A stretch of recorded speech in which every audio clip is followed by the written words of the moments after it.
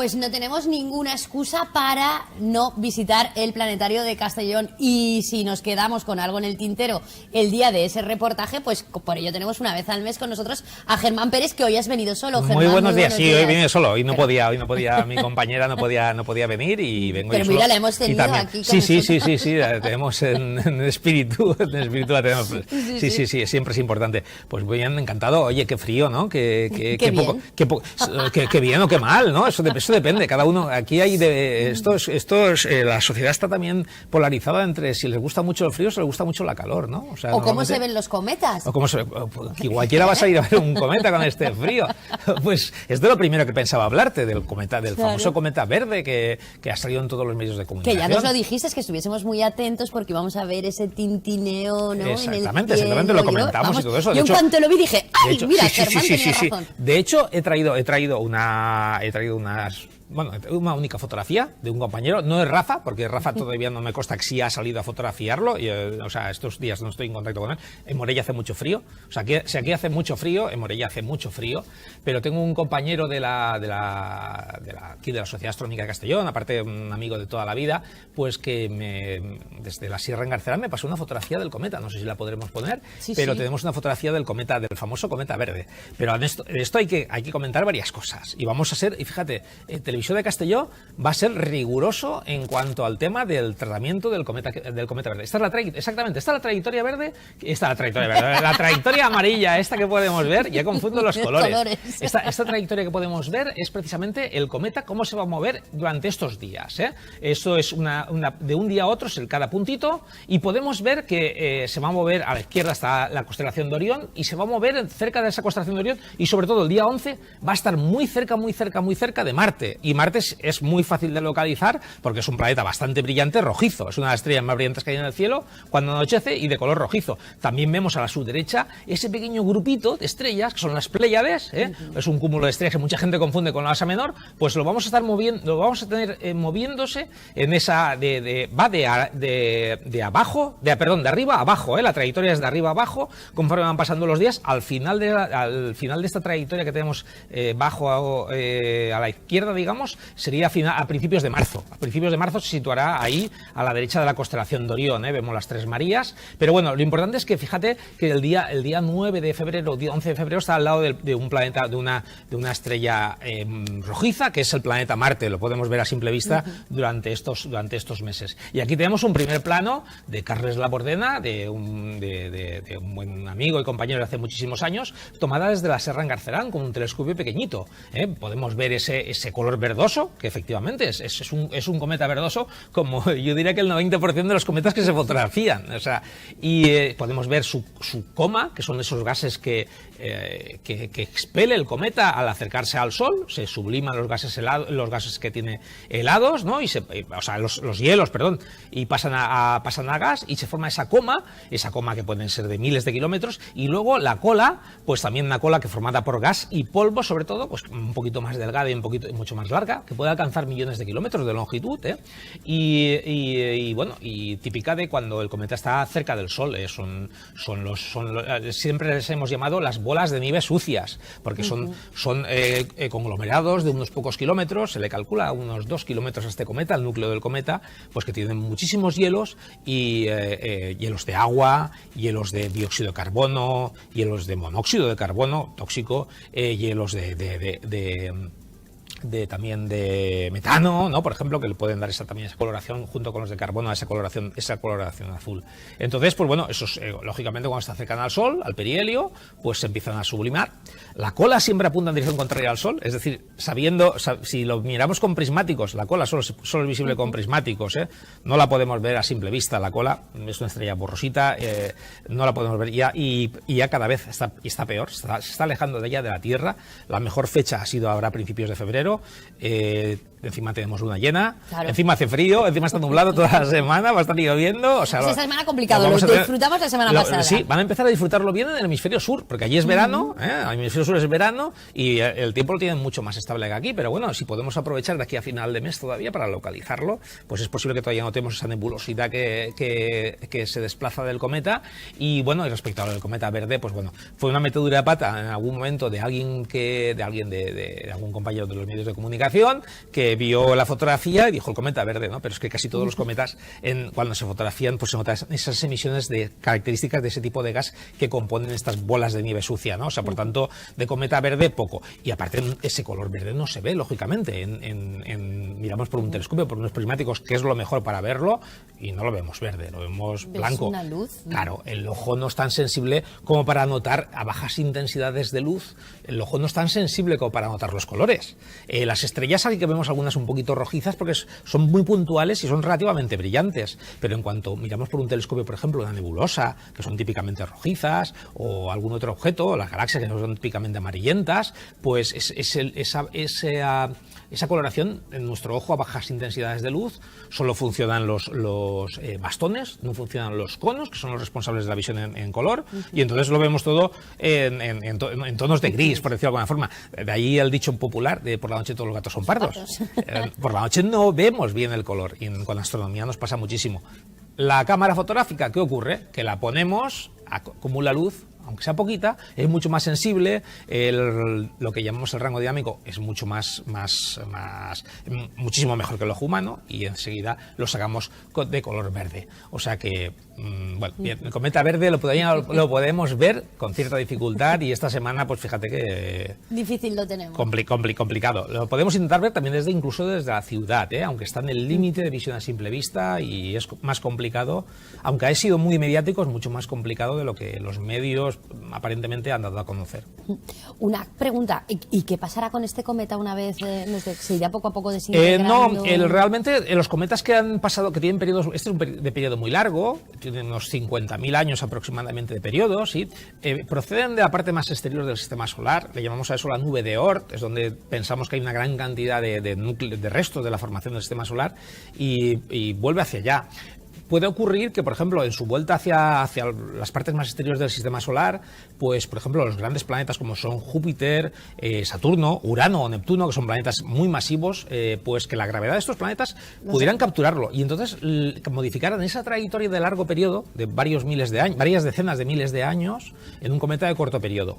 Si pasara a ser un cometa de corto periodo, hay miles y miles de cometas actualmente censados, y los de corto periodo, claro, son los que más abundan porque pasan muchas veces, ¿no? ¿Y qué ocurre? Se han desgastado mucho de tantas veces que pasan, cada vez se van sublimando más, y llega un momento que los cometas dejan de estar activos, prácticamente no tienen ya ningún tipo de cola, y casi serían asteroides, ¿no? Casi serían asteroides. Por eso todos los cometas que son de periodos cortitos, el Encke, por ejemplo, lo que sea, pues nos visita cada 7 años, pero es súper débil porque ya no tiene ningún tipo de actividad. Ha pasado tantas veces alrededor del Sol que ya prácticamente no tienen casi volátiles, no tiene casi hielos. Entonces, pues bueno, solo hacen grandes colas y grandes cabelleras los que son de medio periodo o de largo periodo, los nuevos, por decirlo de alguna forma. Este es un cometa nuevo en este sentido. ¿Qué serán los próximos miles de años? Pues es complicado de decir. Porque... O sea, nos dejará de largo y quizás no lo volvamos. Sí, pero hay que tener en cuenta que todos los años nos visitan decenas o incluso centenares de cometas.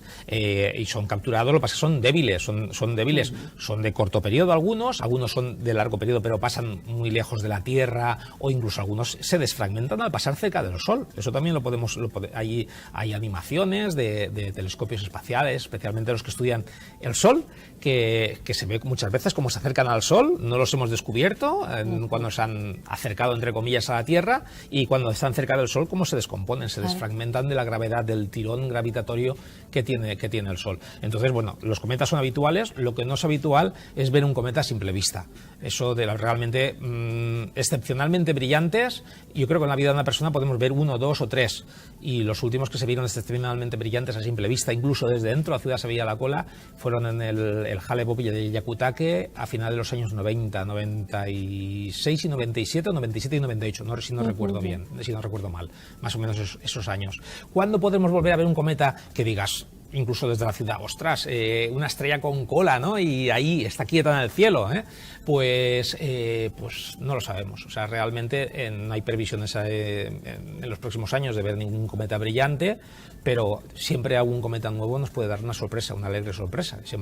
Antiguamente eran símbolo de mal augurio, los cometas. O sea, era tema de, bueno, parecía que anunciaban algún tipo de catástrofe o algo así. Me ha entrado la risa, sí. Porque en los tiempos que corren casi que vamos a dejar tenemos una catástrofe diaria. Exacto. Si el cometa pasara, el cometa lógicamente no es una estrella fugaz, es un cometa que pasa lejos, muy lejos de la Tierra, a millones de kilómetros, a 40 millones de kilómetros de la Tierra, ¿no?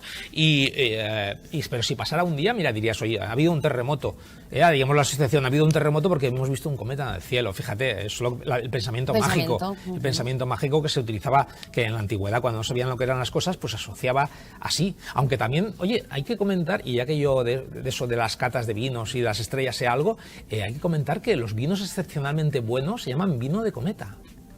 O sea, es una cosa bastante curiosa que la gente no sabe. Porque en algún momento se asoció una muy buena cosecha, creo que fue en Francia, con la presencia de un cometa en el cielo. Y entonces se dijo que un vino de cometa, era cuando pasaba un cometa. Pero fíjate, si pasan cometas casi toda la semana, ¿no? Todos los vinos deberían ser buenos. Porque que no los veamos a simple vista no quiere decir que no pasen cerca de la Tierra, o del Sol en este caso. Bueno, continuamos porque también en las misiones tripuladas ha habido noticias de última hora, como ese rescate que se ha tenido que hacer. Y además noticias muy contradictorias en la ISS. También un poco exageradas, como todos. O sea, siempre yo recomiendo que vayamos a fuentes originales. Es decir, pues oye, Roscosmos, que es la agencia espacial rusa, no son especialmente muy dados a dar información, es normal, y bueno, más ahora, ¿no? Los chinos todavía menos, aunque ahora ya casi estarían ya más alto que los rusos, a nivel de información. Y bueno, y NASA, por supuesto, NASA y la Agencia Espacial Europea, o la Agencia Espacial japonesa, o la canadiense, o la española, que ya tenemos una Agencia Espacial Española en sede en Sevilla, por cierto. Una muy buena noticia, creo que parte con 50 empleados y 700 millones de euros asignados, o sea que es una buena noticia. Pues, ¿qué ocurre? Pues que, bueno, una de las cápsulas Soyuz, que son las rusas que se envían a la Estación Espacial Internacional, ya sean con tripulación o con carga, pues tuvo una pérdida de refrigerante y esa cápsula ha quedado inutilizada. Con lo cual había un problema, que hay 7 astronautas actualmente en la Estación Espacial Internacional, y en caso de emergencia no hay una cápsula para volver. Hay una Dragon, de hecho, una Dragon de SpaceX atracada en la Estación Espacial Internacional, que es la que permite el regreso de los astronautas, que ahora hablaremos de la próxima misión, que es dentro de esta misma semana. Pues resulta que, claro, no había sitio para todos en caso de un peligro en la Estación Espacial Internacional.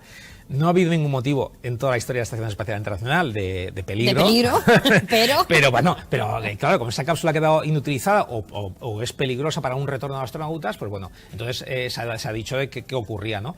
La semana que viene la Agencia Espacial Rusa envía la siguiente cápsula para que puedan regresar 2 astronautas, y el tercer astronauta ruso descenderá con la cápsula de SpaceX sin ningún tipo de problema. Se parece que será una pequeña adaptación para que quepa una persona más y ya está. Quiero decir que lo que pasa es que enseguida en los medios peligran los astronautas dejados a su libre, a la mano de Dios. No sé si te recuerdas que hace unos meses pasó, cuando en este conflicto bélico que estamos viviendo en Europa, a las puertas de Europa, pues que había un astronauta americano que tenía que regresar con los rusos y dijeron que igual no regresaba. Y que como si la estación espacial... Sí, y aparte no me pasaría nada. Quiero decir, allí está permanentemente habitable, permanentemente llegan alimentos, suministros. O sea, yo creo que, de hecho, este año vamos a ver 2 misiones turísticas que van a ir de la empresa Axiom Space, de la cual es uno de los accionistas Michel López Alegría, un astronauta de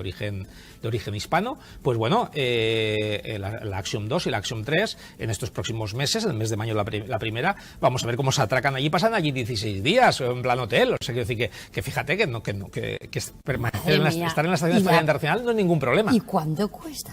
Mucho dinero no tenemos, pero lo más curioso es que este año seguramente es posible que se envíe un pequeño módulo para rodar películas, en la cual va a subir el año que viene Tom Cruise. Entiendo que empezará su entrenamiento, porque tienen que pasar un entrenamiento seguramente este año. O sea, una de las misiones imposibles de Tom Cruise la rodará en ese cubículo hinchable que se pondrá para rodar películas. Ese es el proyecto, y creo que también lo llevará a cabo esta empresa Axiom, que fíjate, es una empresa que nació para el turismo espacial, pero por ejemplo ya está desarrollando los trajes para la NASA, para la exploración espacial en Luna, y ya está para la Luna, y están trabajando también en eso. Quiero decir, y se ha llevado ya un suculento contrato de unos cuantos miles de millones de dólares. Quiero decir que es un negocio. La exploración espacial es un negocio, lógicamente también es una aventura y es un desarrollo de conocimiento y de recursos, ¿no? Por supuesto, pero está súper animado.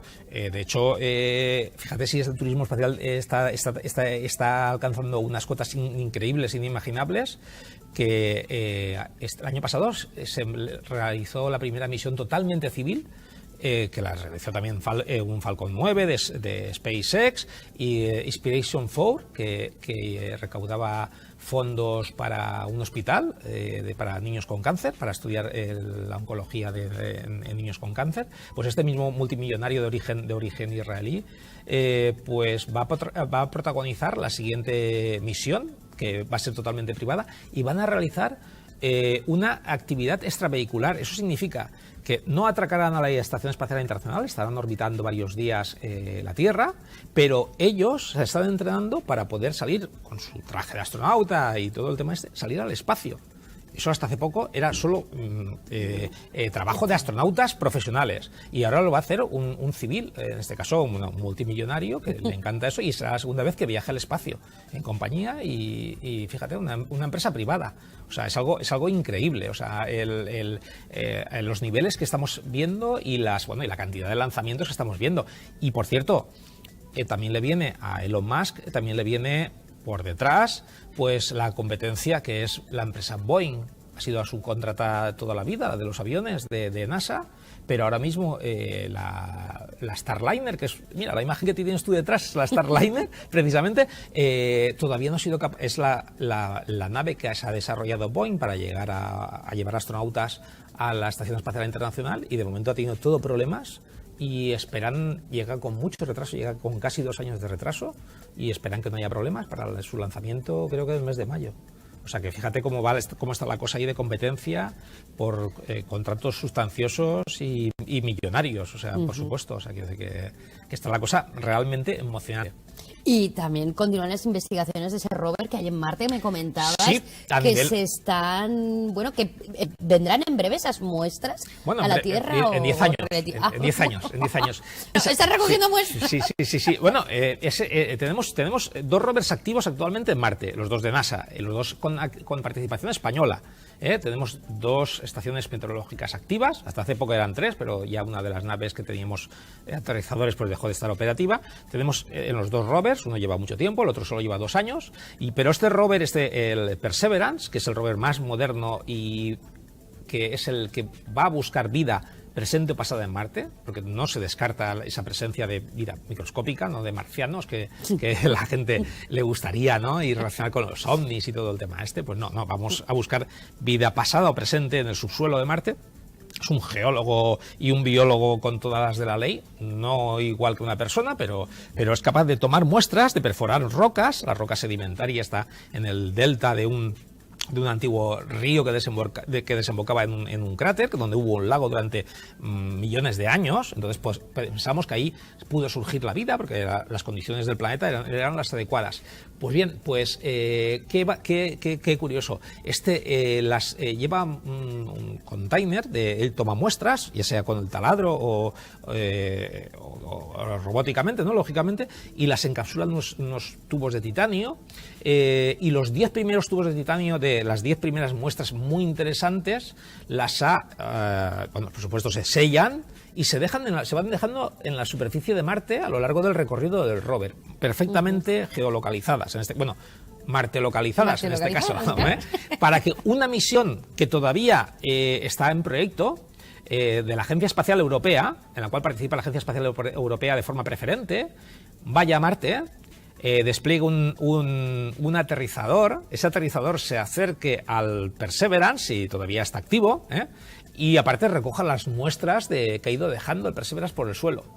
Es más, las recoja, las ponga en un pequeño cohete que va a llevar, y ese cohete se ha lanzado desde la superficie, un cohete pequeño con las muestras, a órbita marciana, para que allí sean cogidas y devueltas a la Tierra.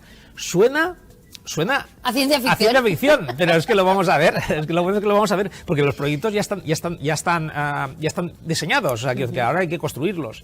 Entonces, todo eso, ¿qué nos va a devolver? Nos va a devolver muestras por primera vez de otro mundo, porque la Luna es nuestro satélite. Hemos traído muestras de la Luna, los astronautas trajeron muestras de la Luna, algunos robots han traído muestras de la Luna, incluso los chinos hace muy poquito fueron a la Luna y trajeron muestras de forma robótica, pero de Marte, de otro planeta, no tenemos muestras directas tomadas de los sitios donde nos han interesado. Tenemos meteoritos de Marte que han impactado en la Tierra, pero no tenemos esas muestras. Y estas muestras son muy interesantes. Incluso hay muestras de la propia atmósfera que son tubos sellados al vacío, no, sellados, de forma que muestras originales de algunas zonas de por donde está discurriendo este rover.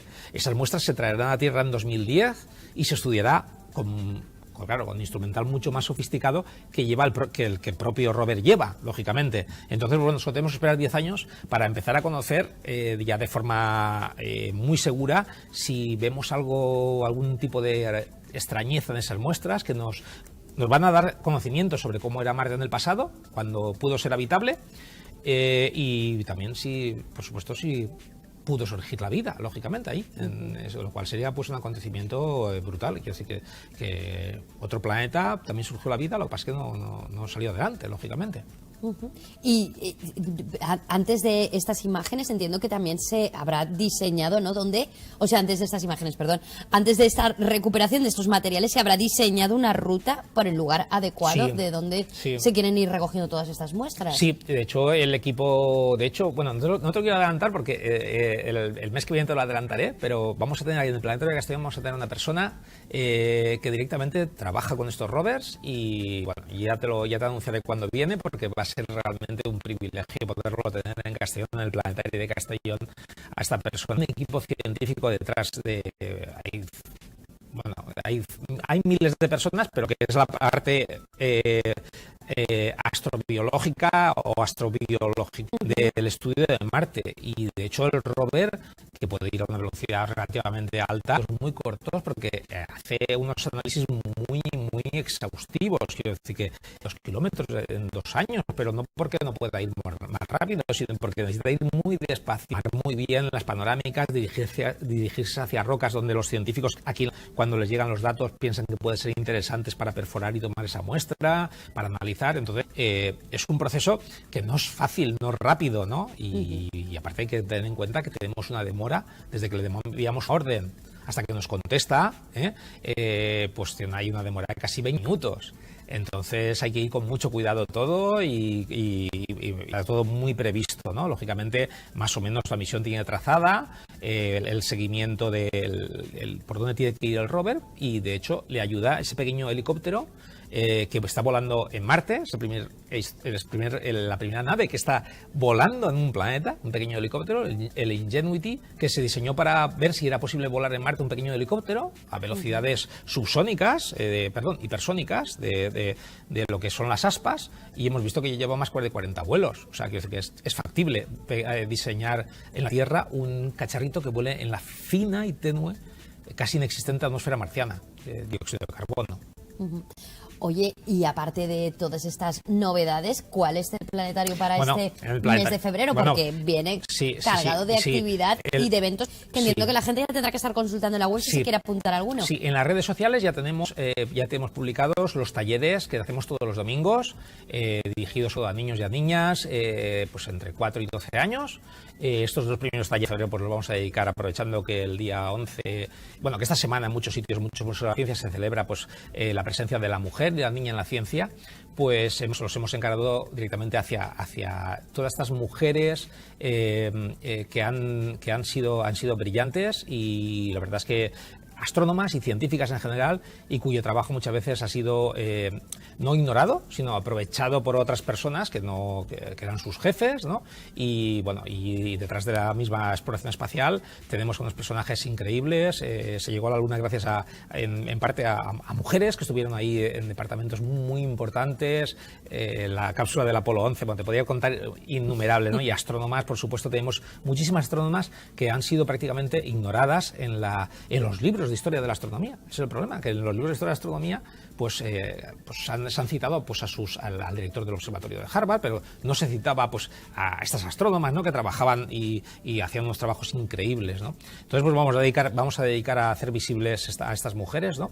Luego tendremos lógicamente pues los talleres habituales sobre ciencia, y también quiero deciros que tenemos las jornadas de Más Ciencia, las cuartas jornadas de Más Ciencia, que son unas jornadas que organizamos junto con el CEFIRE, Centro de Formación del Profesorado de Castellón, y vamos a traer a ingenieros, a doctores, sobre todo doctores y doctoras, que están trabajando, algunos son de aquí de la UGI, de la Universidad Jaume I, otros son del CSIC de Madrid, y que están trabajando, bueno, en diferentes facetas de la ciencia, desde el papel del hidrógeno, por ejemplo, empezamos a hablar del hidrógeno, de la transición hacia los nuevos combustibles, ver si no hay una cara B también, hablar una sobre la cara B de este cambio, ¿no?